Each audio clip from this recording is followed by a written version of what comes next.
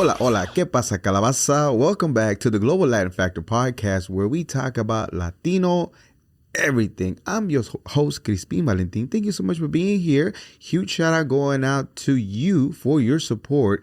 If you want to be part and join the Global Latin community, very easy to do. Remember to subscribe, follow, and make sure you give us a follow on all the audio platforms. Make sure you give us a 5-star rating. It helps a lot. The algorithm, you hear the algorithm all the time. That's all y'all. So please help us. Today's episode, we're going to be having a lot of fun. We're going to be diving into some of the most classic, funniest, and low-key spooky Latino superstitions. Shout out to Carlos CID for the recommendation. Whether you grew up in your abuelita yelling, "No barras de noche," or you saw your tia put Saint Anthony upside down to find a man, we all have some of the stories that we talk and we get into and we experience growing up. So let's go ahead and talk about where all these beliefs come from. There's so many of them, so many places, because we're full of different cultures and different things.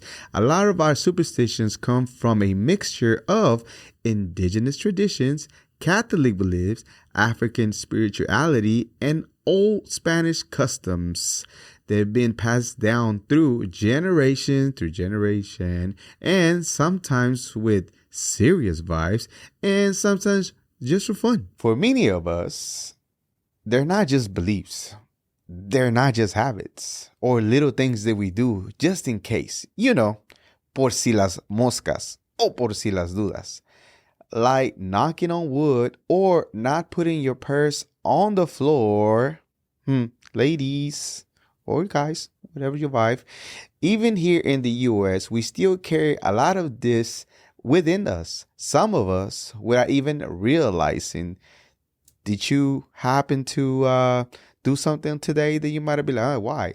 All right, so let's take a trip across Latin America and break down some of the superstitions from a few countries and how it still shows up today. Starting out with Mexico, the rooster crow or a night owl singing tecolote, that signifies a death omen. Linked to Aztec belief, owls were seen as the messengers of Mictlan underworld, sweeping feet. That is bad luck in love. Rooted in the household customs and rural wisdom, knives in the ground or crossing knives, that is weather control. I don't know if you know this, but it is weather control. That blends Catholic saint traditions, San Diego, patron of farmers, with pre-Hispanic rituals. No sweeping at night. Yes, sweeping away your fortune. Do not do that. It's common in indigenous and rural communities where nighttime had spiritual meaning. So that's where it comes from. Now moving on to Cuba. Itchy palms. That means money is flowing, possibly from an African Yoruba tradition, merges with local beliefs.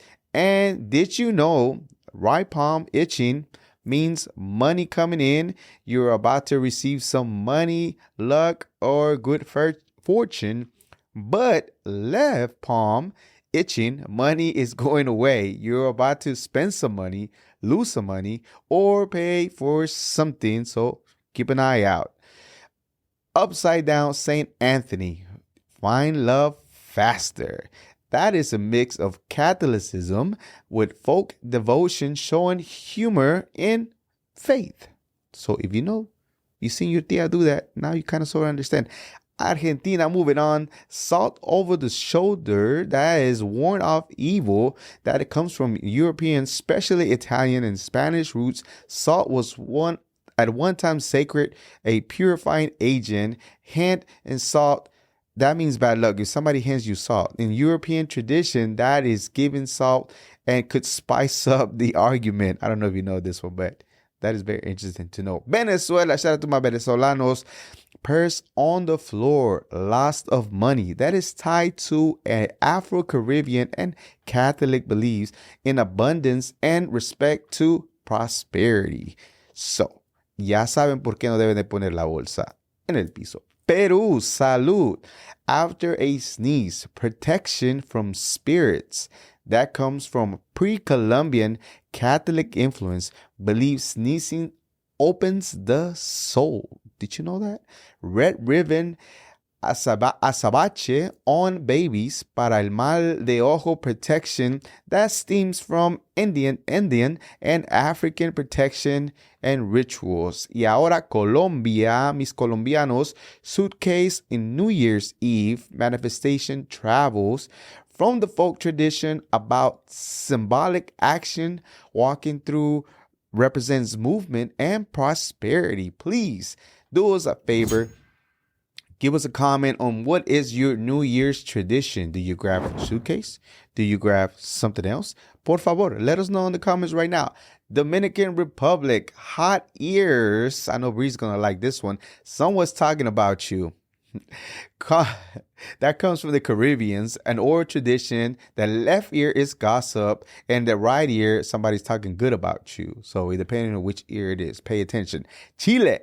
Tuesday the 13th is bad luck. Not Friday the 13th, but Tuesday. That is rooted from Spanish influence where Martes, Tuesday, comes from Mars, god of war. Avoiding conflicts that day at all costs is the key to stay safe.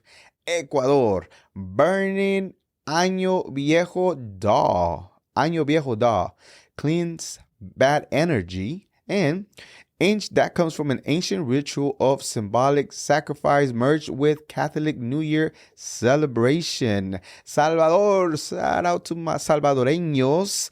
El Cadejo, that's the mythical spirit dog from indigenous Pipil and Maya folklore, later adapted into Christian morality stories. While El Cadejo protects, the black one punishes. So the white one protects, the black one punishes, if you didn't know that.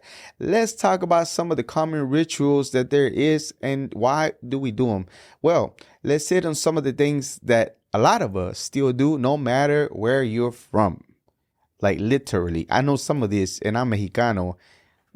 Mal de Ojo, evil eye. What is that? That's the belief that a strong stare, specifically fueled with envy, can cause harm, especially to babies. Now, protection tools for that is a red bracelet, a azabache, a black stone charm, or limpia con huevo, cleansing with the egg, or limpia con el calzón del abuelito. And if you know, you know.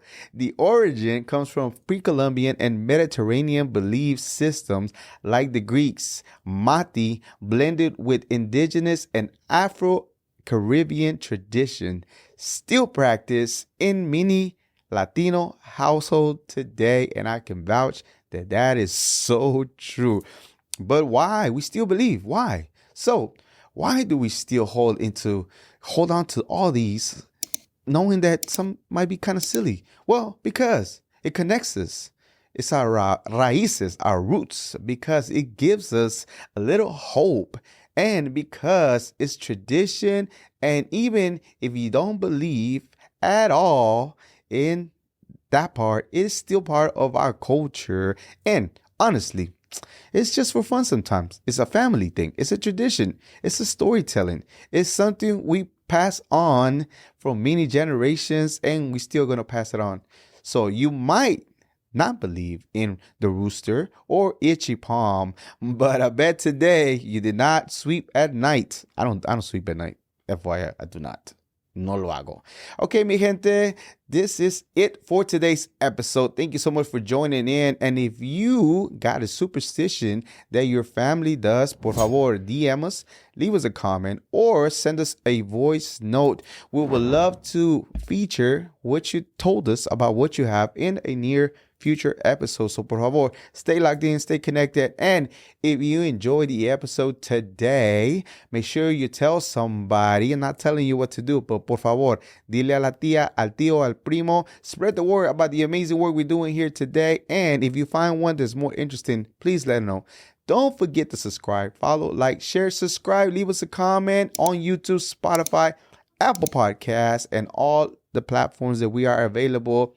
This is the Global Latin Factor Podcast. I am your host, Crispin Valentin, where we talk about Latino everything, and we talk about our community and the impact that we are making in the world. And remember that we are just like you. We are humans. We are the spice in this melting pot that it is the world. Till next time.